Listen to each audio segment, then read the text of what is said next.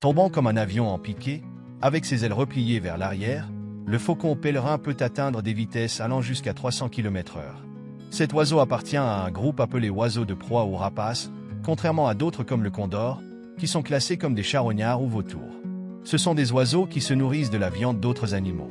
Ce faucon est classé dans la famille des Falconidae, étant des rapaces diurnes, contrairement aux hiboux ou chouettes, qui chassent la nuit.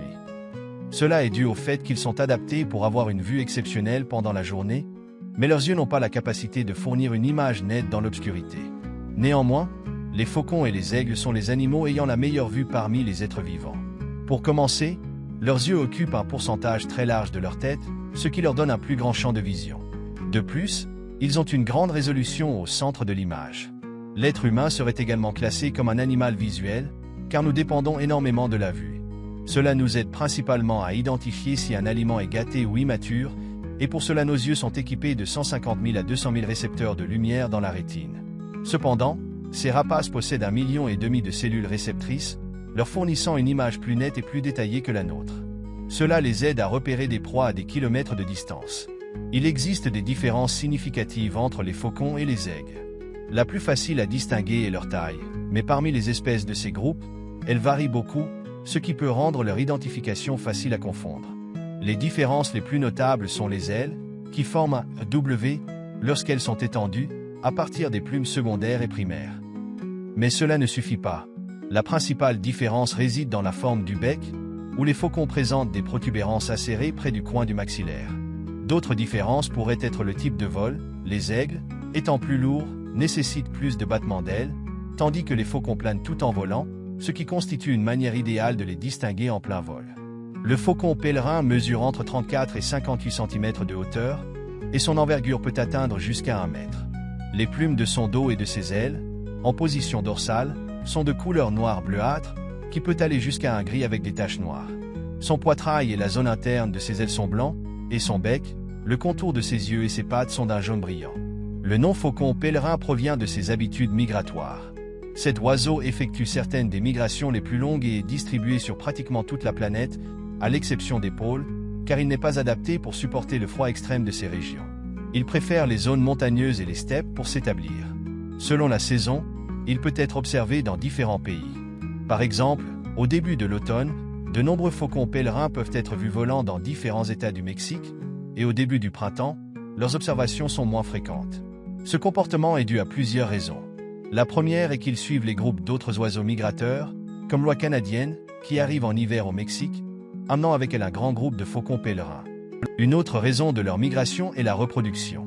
Les faucons atteignent la maturité entre 2 et 3 ans, et il existe un dimorphisme sexuel très marqué, les femelles étant jusqu'à 30% plus grandes que les mâles. Si vous ne l'avez jamais vu, il est très difficile de remarquer la différence, mais avec le temps, d'un simple coup d'œil, vous pourrez identifier la femelle.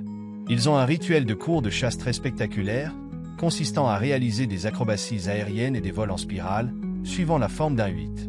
Pendant ce temps, le mâle passe une proie à la femelle tout en étant encore dans les airs. Pour ce faire, la femelle vole à l'envers, attrapant la nourriture des serres du mâle. Si cela réussit, ils seront un couple à vie, étant monogames, mais à part cela, ils reviennent toujours au même nid, préférant les falaises, les arbres avec des crevasses, et même les antennes ou corniches des bâtiments.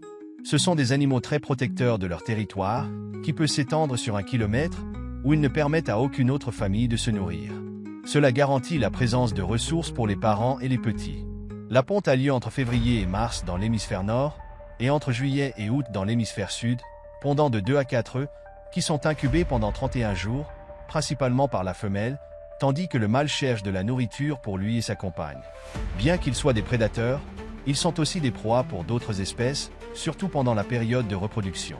Les corbeaux essaient de voler les œufs pour les manger, certaines aigles arrivent à capturer les parents lorsqu'ils chassent, et certains félins, comme les lynx. On dit que le principal prédateur de cette espèce en Amérique est le grand-duc, qui chasse aussi bien les parents que les œufs et les nouveau-nés, les capturant la nuit, lorsqu'ils sont plus vulnérables, surtout pendant la période où les poussins commencent à plumaison, ce qui dure de 42 à 46 jours, et ils restent dépendants jusqu'à 2 mois. Lorsque ces petits commencent à prendre leur envol, les 2 parents commencent à leur enseigner à chasser des proies, l'un effrayant les proies tandis que l'autre les poursuit. Comme dans le film Jurassic Park, avec les vélociraptors, mais je ne pense pas qu'ils sachent ouvrir des portes, ou du moins j'espère que non. Lorsqu'ils ne sont pas en période de reproduction, le couple reste ensemble et utilise la même stratégie pour chasser, l'un effrayant et l'autre attaquant. Ils le font pendant la journée et au crépuscule, mais dans les villes et lors des migrations, ils peuvent aussi le faire la nuit, car l'éclairage des villes leur permet de repérer les proies à ce moment-là. Ils privilégient les oiseaux volants, car ils sont plus faciles à capturer.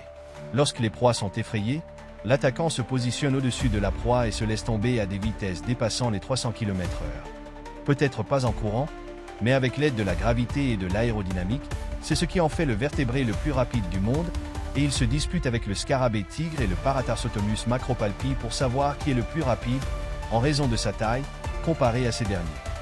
Lorsqu'il descend à ces vitesses, le faucon pèlerin frappe sa proie avec une telle force que les poumons éclatent sous la pression générée, et parfois la proie meurt uniquement à cause de l'impact.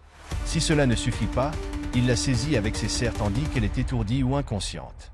Cependant, l'impact et la pression générée pourraient tuer le faucon, c'est pourquoi il est adapté pour recevoir ce coup avec ses pattes et possède de petits tubercules osseux dans les fosses nasales pour réguler l'air et pouvoir respirer en descendant. De plus, il a une membrane protectrice dans les yeux appelée membrane nictitante qui les protège, les nettoie et maintient une vision claire. Lorsqu'il chasse des animaux terrestres, la vitesse est moins élevée, mais il utilise toujours la même méthode. Ce sont des animaux qui vivent en moyenne 15 ans, et les experts reconnaissent entre 17 et 19 sous-espèces de ce fauconidé, principalement divisées en fonction de la région où ils vivent. La relation entre le faucon pèlerin et l'être humain existe depuis plus de 3000 ans, en fauconnerie, qui a débuté en Asie centrale, et il est utilisé pour localiser les proies qu'il capture. Pendant la Seconde Guerre mondiale, cet animal a été utilisé pour intercepter les pigeons voyageurs qui étaient utilisés pour envoyer des messages importants, ce que l'on peut voir dans la vidéo du pigeon. De nos jours, il est utilisé pour effrayer les oiseaux dans les aéroports et réduire les risques de collision avec les avions, améliorant ainsi la sécurité du trafic aérien. Il est également utilisé comme un système alternatif de contrôle biologique en agriculture, réduisant le nombre d'autres espèces d'oiseaux et de rongeurs qui endommagent les cultures ou transmettent des maladies au bétail. Dans les villes, il a été observé que les faucons sauvages réduisent la population de pigeons sauvages, de rats et de souris, et ils se sont parfaitement adaptés à ce nouvel écosystème, étant un animal qui a grandement aidé l'humanité. Cette espèce est actuellement classée comme préoccupante à un faible niveau, mais cela n'a pas toujours été le cas. Entre les années 50 et 70, sa population a tellement diminué qu'elle était en danger d'extinction.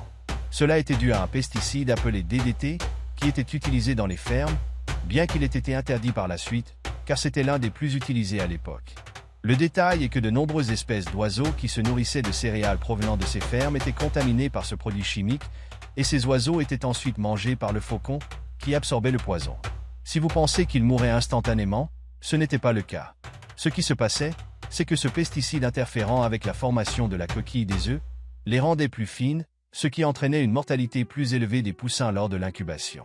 Cela a conduit à l'extinction de cet oiseau dans des endroits comme les États-Unis et la Belgique, pour n'en citer que quelques-uns. Cependant, grâce à la réglementation des produits chimiques utilisés dans les activités agricoles, ainsi qu'à l'élevage en captivité et à la réintroduction ultérieure, cet oiseau a pu revenir. Aujourd'hui, il sillonne à nouveau les cieux, émerveillant tous ceux qui ont la délicatesse de prendre le temps de l'observer. J'espère que la vidéo vous a plu.